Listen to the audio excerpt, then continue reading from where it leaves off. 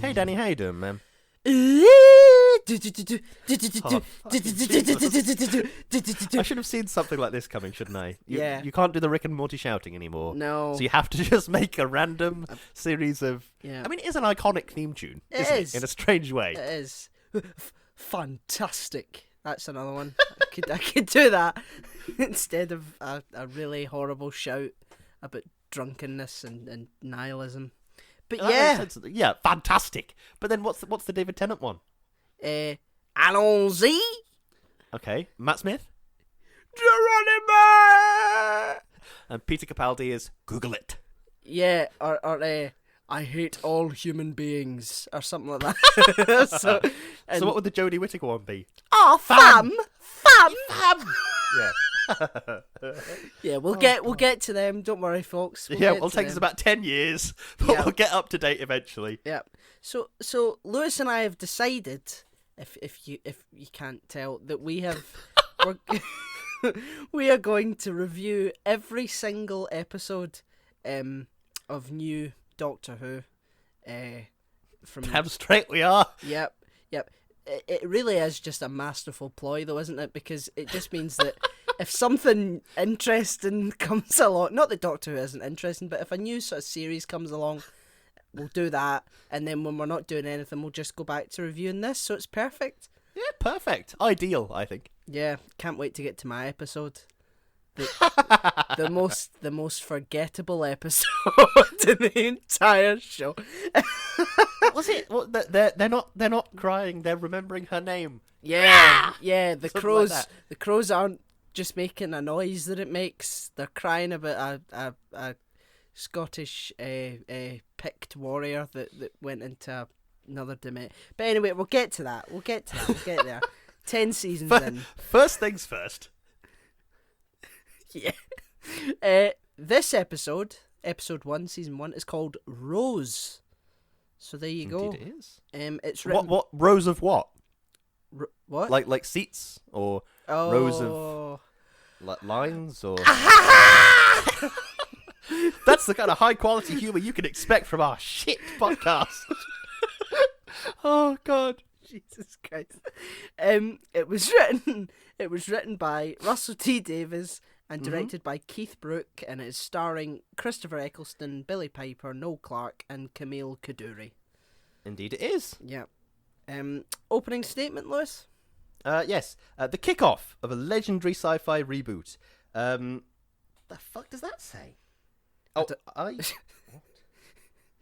I grew up watching it, and I'm excited to talk about Doctor Who a whole bunch. Well, that was that worth the wait, folks? I don't know, but that's what you've got.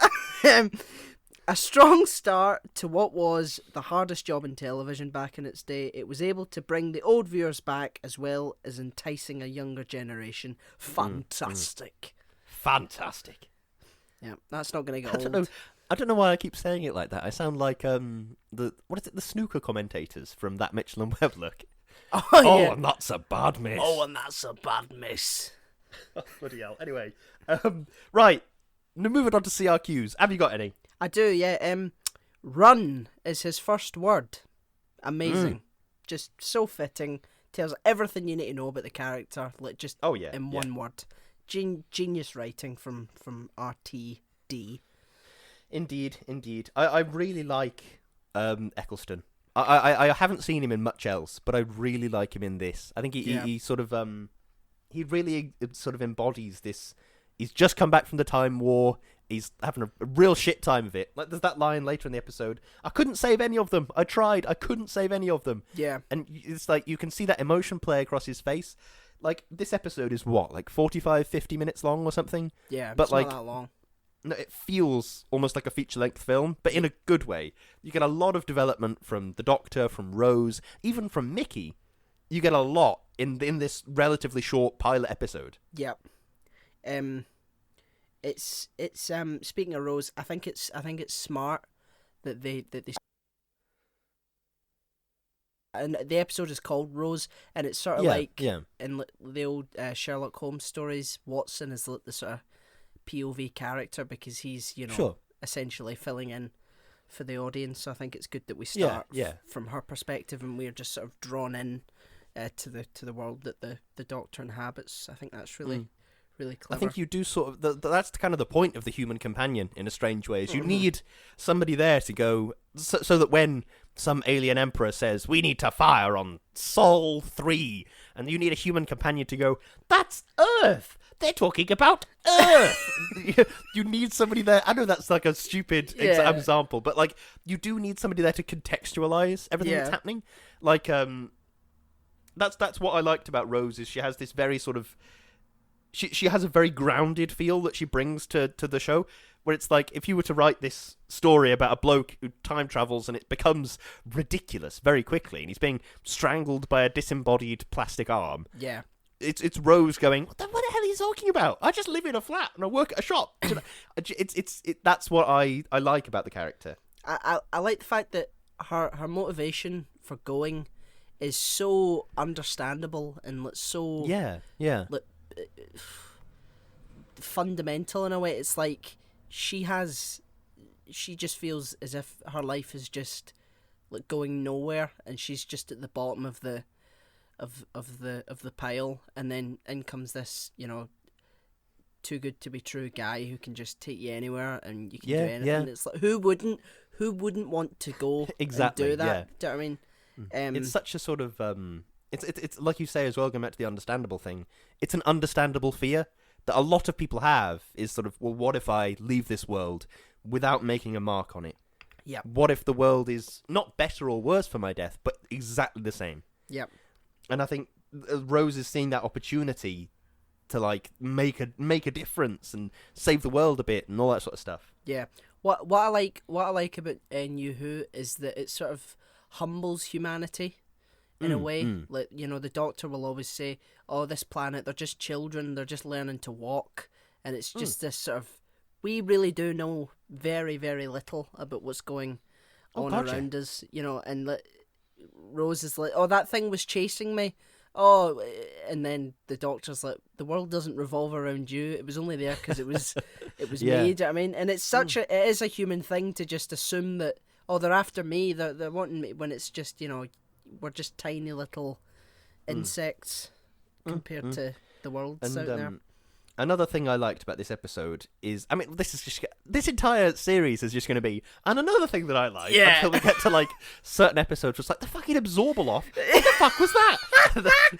It's going to be mostly, oh yeah, I like that episode. This was good. This was good. This was good. Bye. But like every now and then we'll have this was dead shit thrown in. Yeah. But anyway, I liked how it sort of touched on the pollution political aspect of that. Yeah. Very briefly, without going over the top into it, sort of thing. Yes. Like, in more recent Doctor Who, I mean, I know we're going to get round to like season 13 or whatever the most recent season was. Yep. But there was that episode with, what was it called, Praxeus or something? Praxeus, with the plastic. Yep. And literally halfway through the episode, the Doctor almost literally turned to the camera and said, "There is plastic, and it's oh no, what's going on, everyone? Yeah. Shit." Yeah. Do you know what I mean? But like in this, they just briefly touched on it and said, well, why are they here? Why are they here? There's loads of plastic in your world. It's everywhere. It's in the sea. It's in the air. And then they just got back to the story. I think that's how you gently touch on something. It's an understandable motivation, because I think, I'm not sure about in 2005 because I was 5, but at least now, people are very conscious about using plastic. Definitely. I think there are more people nowadays that feel bad about drinking from a plastic cup or through a plastic straw. You see what I did there? And then just throwing it away straight away. There are lots more people that feel something about that. So it is a relatable thing. Yeah. Rather than sort of, stopping the entire story. Well, it's to be fair to them, it is at the end of the story, so everything's done. But rather than sort of, right, okay, we're no longer Doctor Who, let me look straight to the camera, wink a few times just to say, stop using plastic, it's really bad. It's just, you're right, it should be about the story, It's by the way, if something happened to you in your life, like, and someone said, okay, there's a bloke at the paper, he'll give you 500 quid for an interview, you're 100% taking that interview, right? Yeah. Yeah, 100%. I don't care. I don't care what it's about. It could be about. I've done interviews for free. You are 100% taking that interview for 500 quid. Exactly.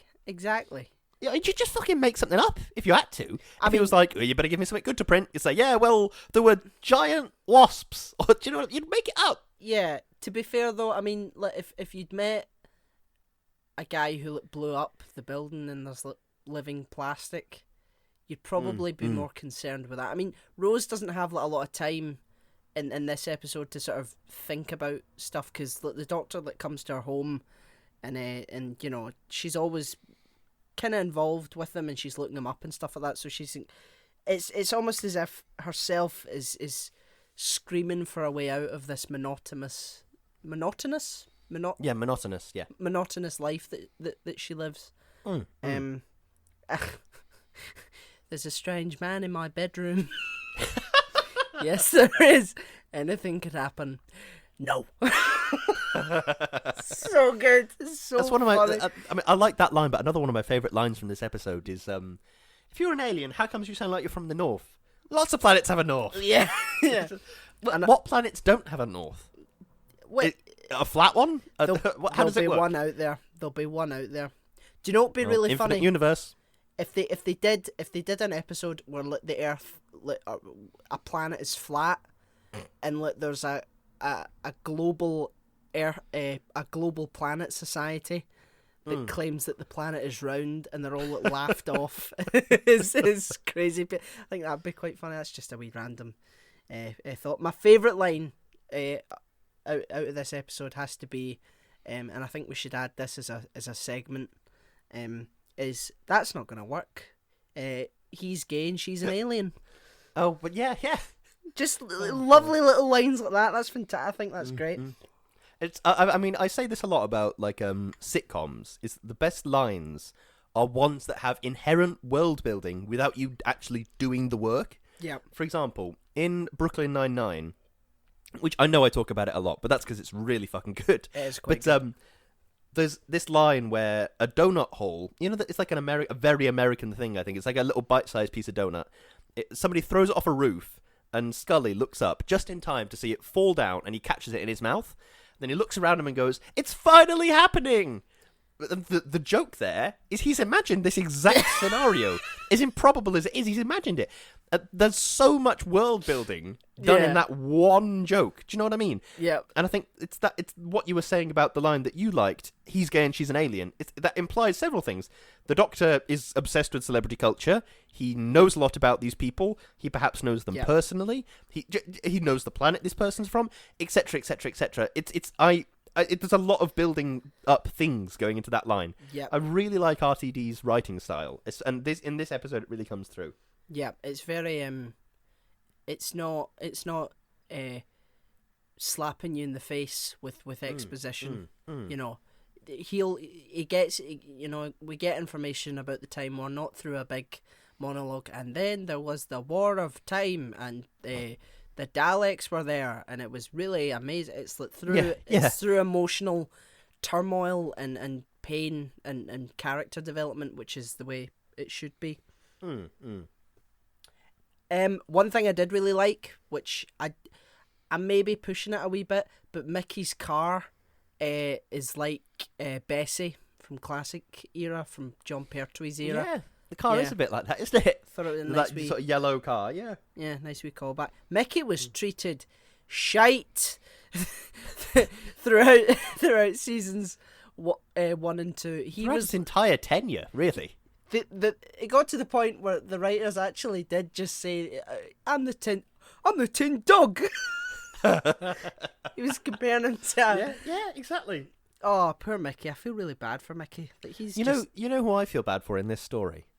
Who? Clive. Yeah! He's just a guy who works a job, has a family, and his family clearly love him and they're joking about and stuff, and then he just gets mercilessly killed on the street. Oh my god.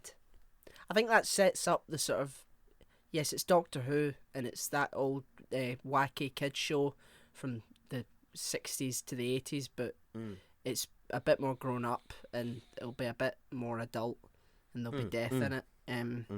One thing I do like about this is like, if you took the dial of Russell T Davies Doctor Who, and 100% is like Parting of the Ways, or I can't remember what it's called. The episode with the battle at Canary Wharf with the Cybermen and the Daleks, and that's like 100%. This feels like you've turned it down a bit. This feels like 60-70% of that. Yeah. It feels like you can see him cutting his teeth and sort of getting into it a bit here. Like, there are bits that really shine through in further Who, but there are also bits that don't quite work as well. Like the attempts at sort of campy, weird humour, like the when Mickey the Plastic Man is doing that "babe sugar darling" thing, and he can't get the words out of his mouth. That thing, it didn't work, and then they moved away from it. I admire that. I think that bit was dead weird and wacky.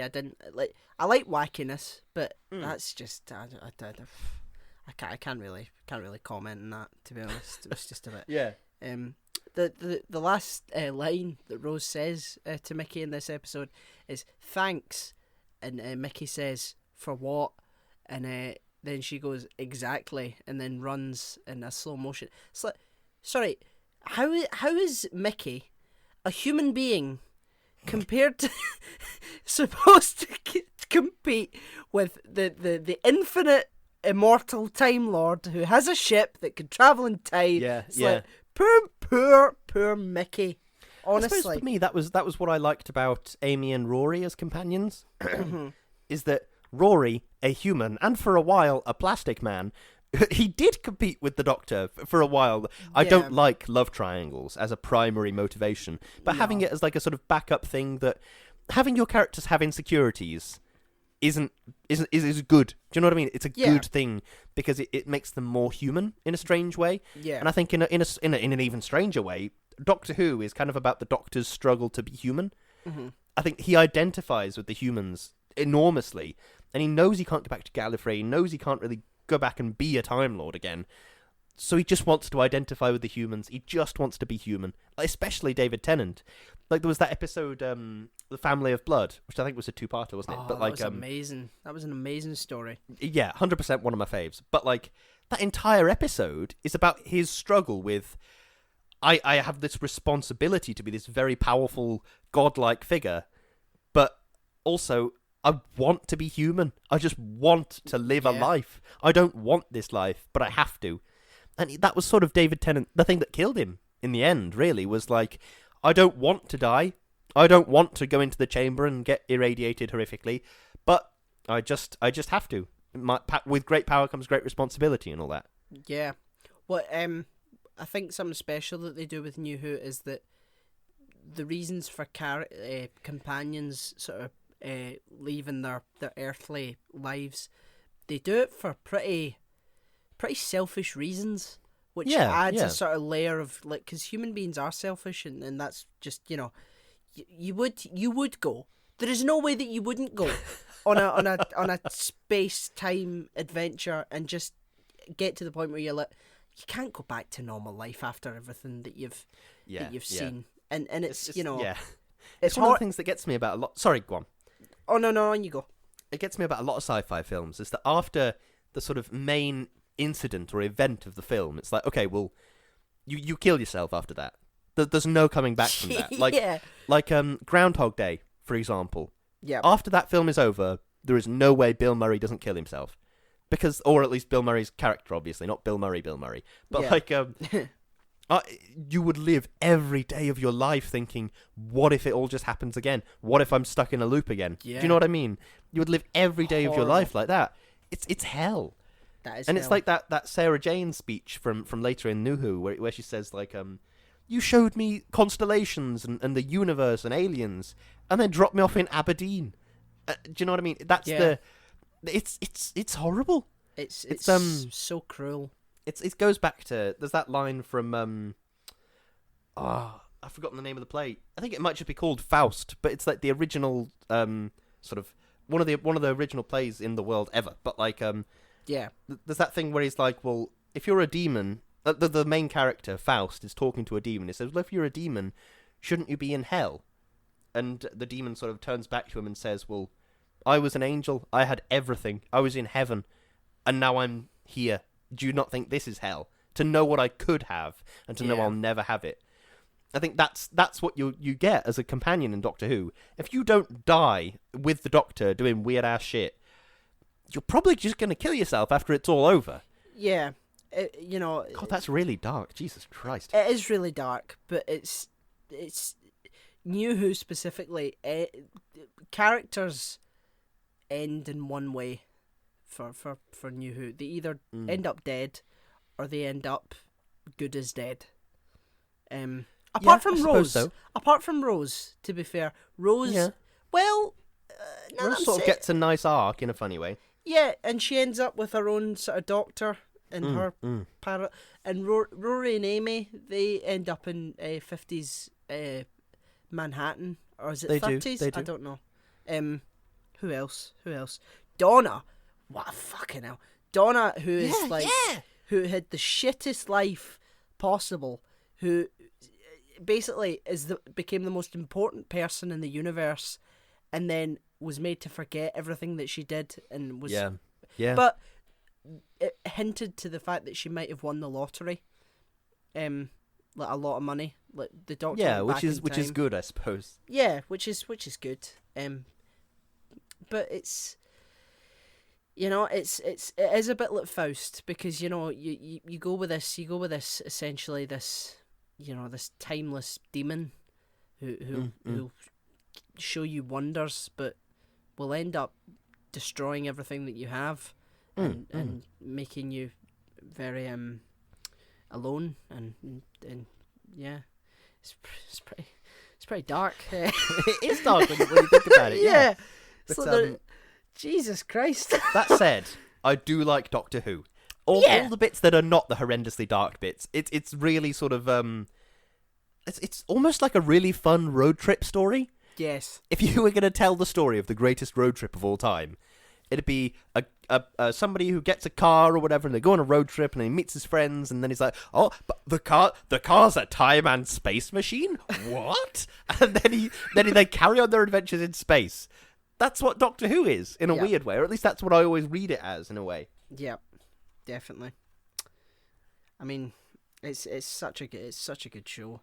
Do you know what? I cannot wait to review all the episodes, because this is like the first season is probably one of, if not my favourite, in terms of quality, because the quality is just so good. Yeah, and it's so up and down for the rest of it as well. Oh yeah, there's fucking shiters out there that are waiting for us, Lewis. The Whisper episodes we did for season 12, season 13? Season 12, yeah. Yeah, and it's like, oh yeah, it's getting so good, it's getting really good now, and then we watched the finale, we're like, what the fuck? What was that? Oh! But yeah. Oh, Jesus Christ. Oh, now it's not the time to get angry about that. A nice plane destroying my audio.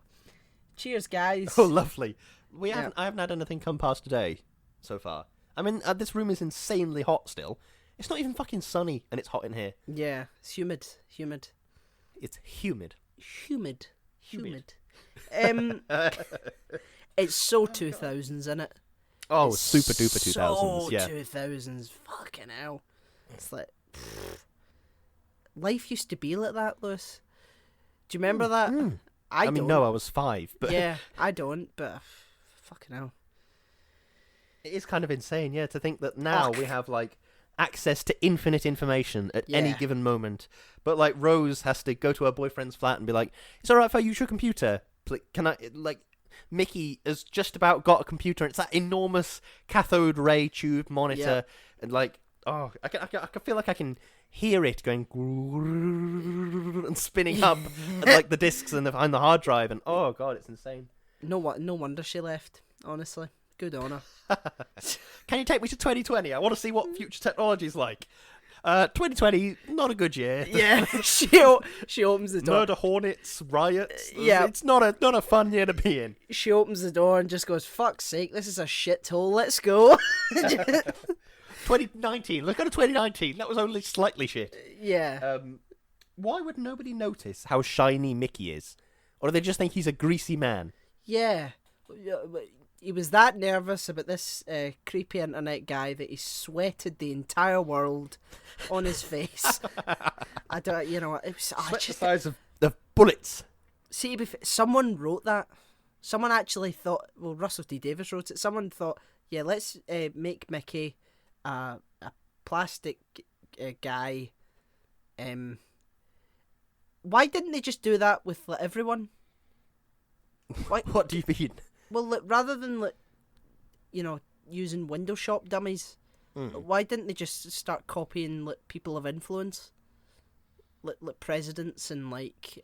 Well, I suppose the foundational part of like sci-fi, because I mean I've seen this a dozen times now, so it doesn't scare me anymore. But I think the foundational thing of sci-fi is that it's meant to be a bit scary on some level. So I suppose this is meant to make you look at a shop window dummy the next time you go into town or whatever. Yeah. And think, oh God, what if its hand opens and it fires a laser at my face? Yeah, I mean it's a callback to the Autons in classic Who, and they utilised it in a modern way, which I thought was good. But like just if we're assuming that this is like could happen, then as strategies go, you would just put like a plastic or you like, control a bit of plastic in like a president's office or something like that. Yeah. Even if it's just like a lamp or something. Yeah. Because there's plastic everywhere, you'd be, and the transmitter can control all the plastic on the Earth. So, I mean, I'm sure that didn't occur to it. Yeah. So, and that's why it lost. Well, you know what was a bit melodramatic? Go on. Clive, when he said when they were in the garage or the shed or whatever it was, and he turns around and goes, "Wherever he goes, you know what follows him?" And she goes, "What? Death." Oh, bit melodramatic, Clive. Yeah, I mean, it is true. I mean, yeah, that's true. Yeah. So it's a strange, but my point is, it's a strange response for like Christopher Eccleston is very, like, he encompasses a lot of the characteristics of Doctors that have come after him. Like, he encompasses the Matt Smith fun-loving, excitable thing, and also the Peter Capaldi angry and depressed thing. He encompasses them both quite well. Yeah. I suppose they're both good responses to constant death around you. Yeah. Just sort of wackiness and yet very intimidating, sort of, I can do anything, essentially. Yeah.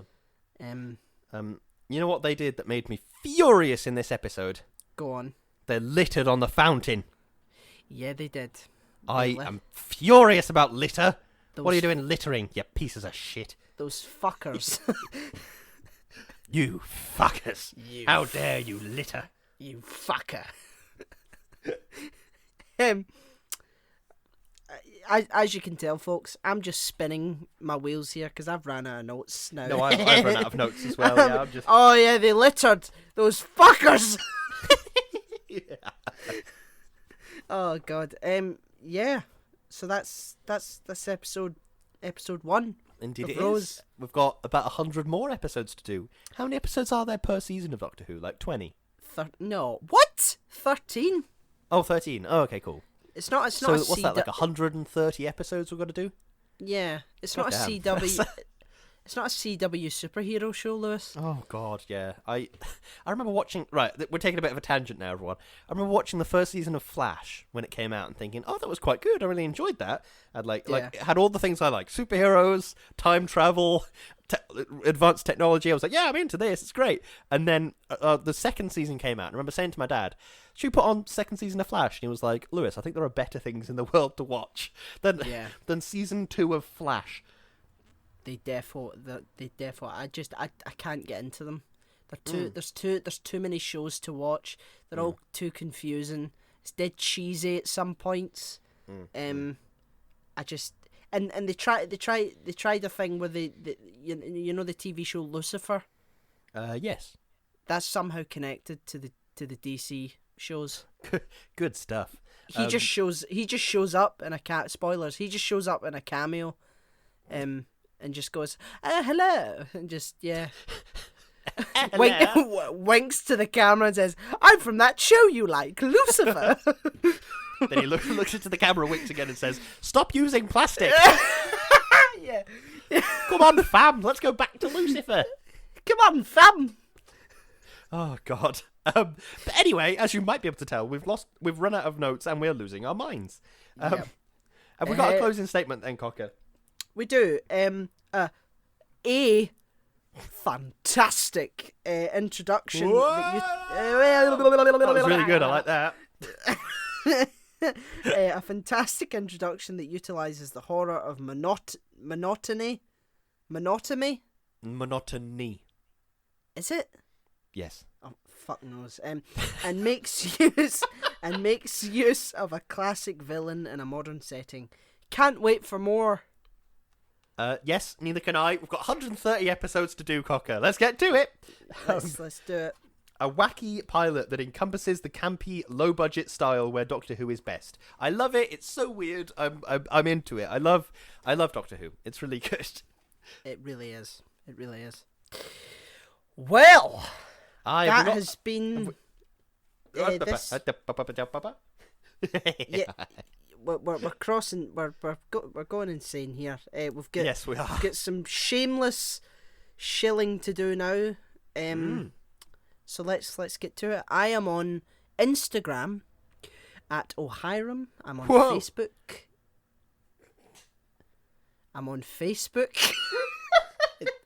at Daniel K Actor, and I'm on Twitter at Kerzo2000. What are you on, Lewis?